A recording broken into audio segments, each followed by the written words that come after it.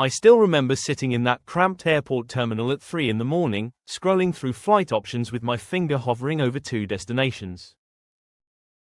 Philippines or Malaysia. Both had been on my list for years. Both promised incredible experiences. But I only had 2 weeks and one budget. The choice I made ended up changing everything I thought I knew about Southeast Asian travel, and by the end of this video, you'll understand why one of these countries left me speechless while the other, well, let me tell you the whole story. Most travel videos won't tell you this, but I'm going to be completely honest about what happened when I landed in the first country. The moment I stepped off that plane, something felt different. Not bad, not good, just different from every travel guide I'd read. See, everyone talks about the beaches and the food, but nobody mentions what happens on day 3 when you're trying to navigate between islands and suddenly realize you've made either the best decision of your life or a very expensive mistake. Let me start with the first country I visited, and I'm not going to tell you which one yet because what happened there will make a lot more sense when you see the comparison. The taxi from the airport took about 45 minutes, and I noticed something immediately. The driver kept asking if I wanted to stop at various places, a restaurant, a viewpoint, a souvenir shop.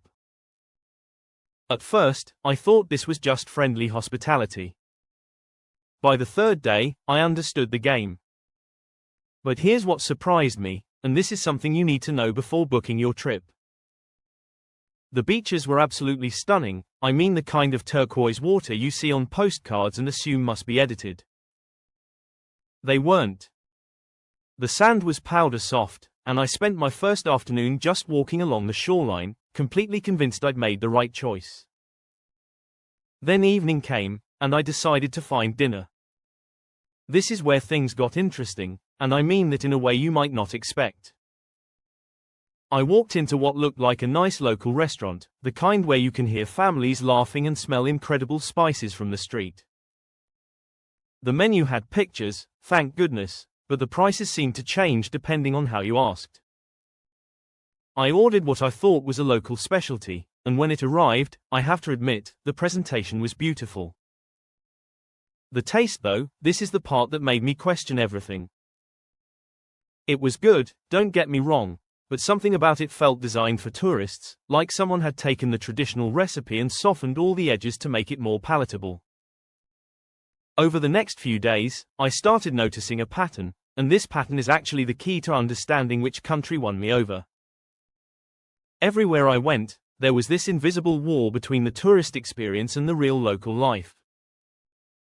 The beaches had designated swimming areas with roped-off sections and jet ski rentals every 50 meters.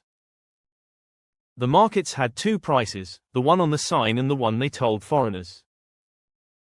Even the friendly conversations with locals seemed to always circle back to tours they could arrange or places they could take me for a fee. Now before you think I'm being negative, let me tell you about an incredible moment that happened on day 5. I woke up early, earlier than the tour groups, and walked down to a quieter stretch of beach I'd spotted the day before. The sun was just starting to rise, painting everything in shades of orange and pink that honestly looked unreal. An elderly fisherman was preparing his boat, and when he saw me, he smiled and waved.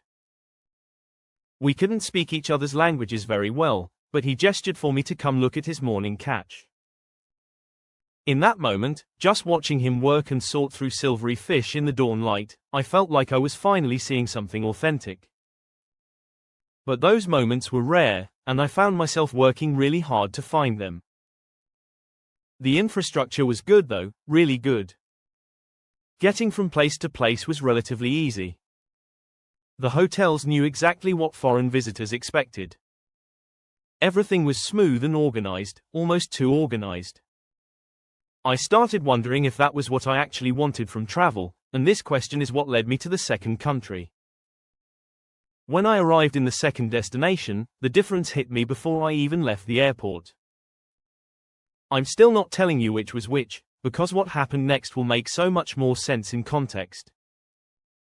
The airport itself felt alive in a different way. There were more locals than tourists, and I immediately heard at least 4 different languages being spoken around me.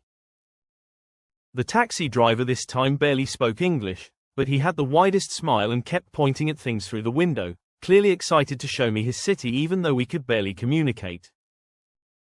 The drive took about an hour, and I noticed the landscape changing in ways I didn't expect.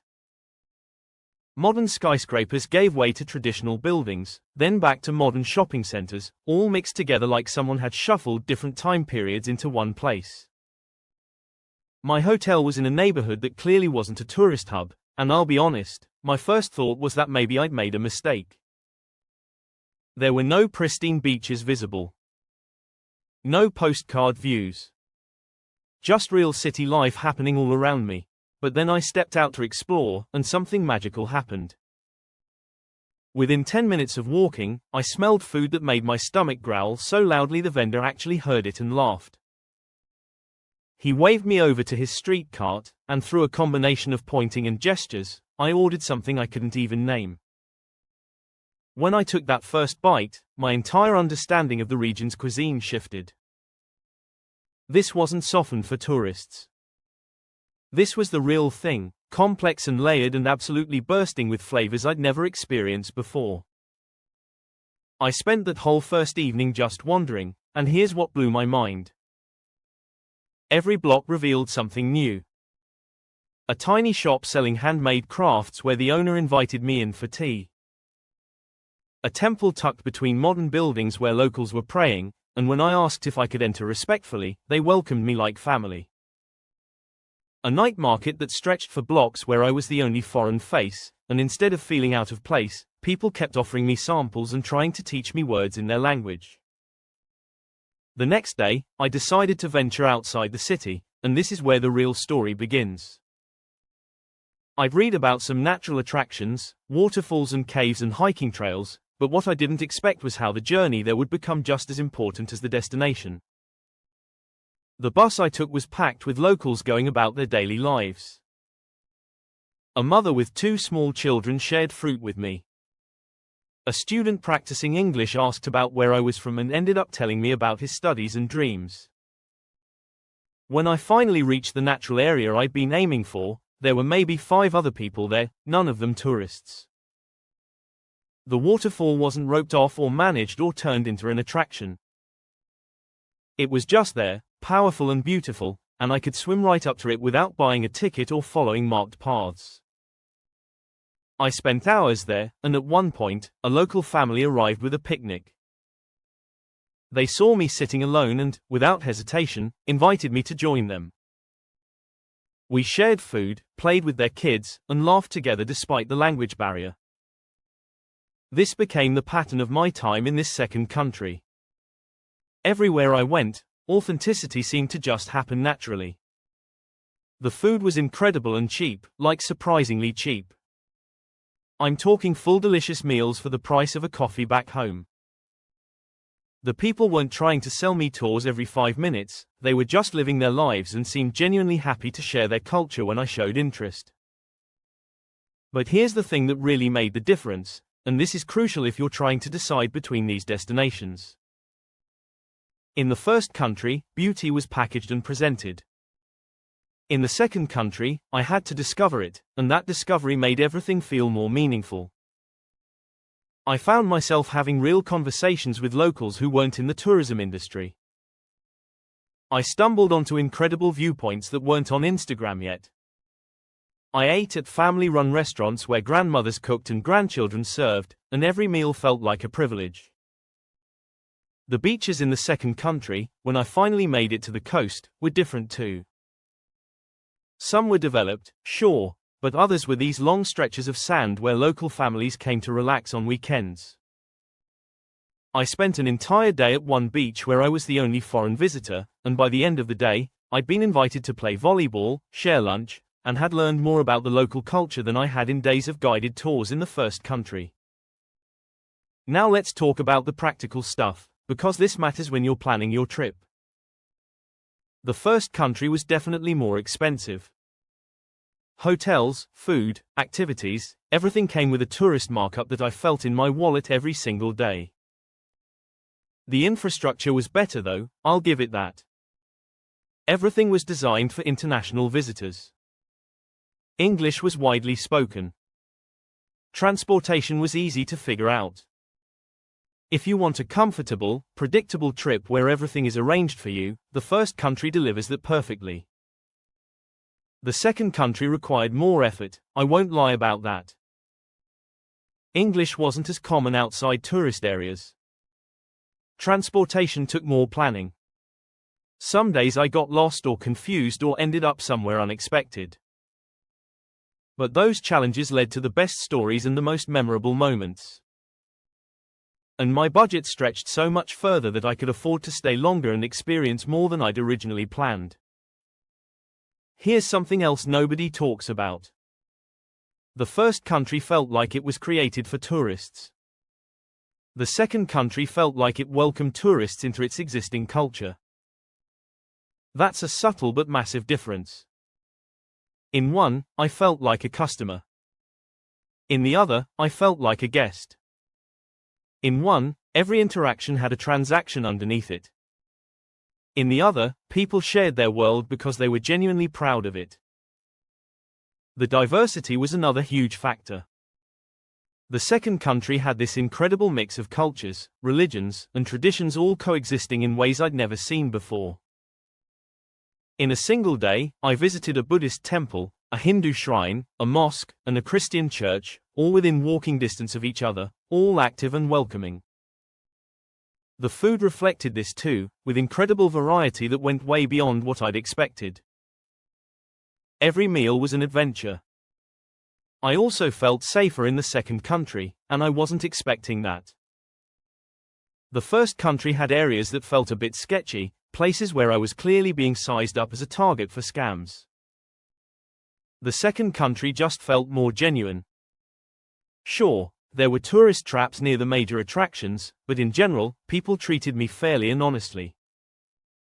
The nature in both countries was spectacular, but again, the experience was different. The first country's natural attractions were often crowded and commercialized. The second countries were more raw and accessible. I hiked through rainforests where I barely saw another person. I explored caves without entrance fees or guided tours. I swam in hidden lagoons that locals told me about over dinner. So which country am I talking about? By now you've probably guessed. Malaysia completely won me over. The Philippines was beautiful, absolutely gorgeous, but it felt like paradise packaged for profit. Malaysia felt like a real place where real people lived real lives and welcomed me to experience it alongside them. The diversity, the food, the genuine warmth, the value for money, the perfect mix of modern and traditional, it all came together in ways that exceeded every expectation. Don't get me wrong, the Philippines has incredible spots. If you want those famous white sand beaches and crystal clear water and you don't mind paying premium prices and dealing with heavy tourism, you'll have an amazing time. But Malaysia offered me something deeper. It offered culture and complexity and authenticity that I didn't have to dig so hard to find. The food alone makes Malaysia worth the trip. From street vendor satay to high-end fusion restaurants, from traditional Malay dishes to Chinese Malaysian specialties to Indian Malaysian curries, every meal was an event. And the fact that I could eat like royalty for less than $10 a day. That's just unbeatable. The cities in Malaysia fascinated me too.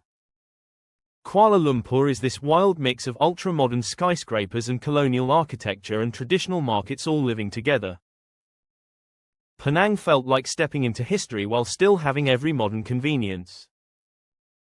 Even smaller cities had this character and depth that kept surprising me.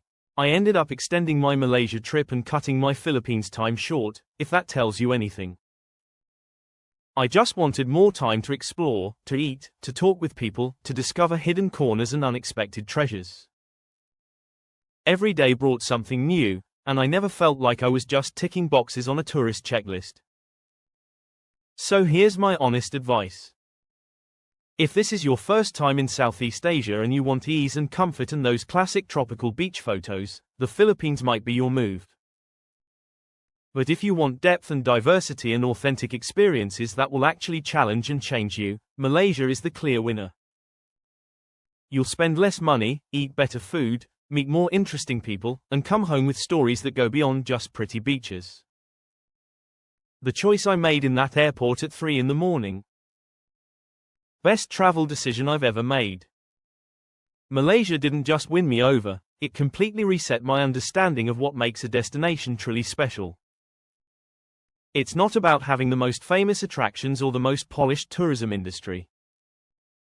It's about genuine culture, real connections, and experiences that feel earned rather than purchased. And Malaysia delivered that in ways I'm still processing months later.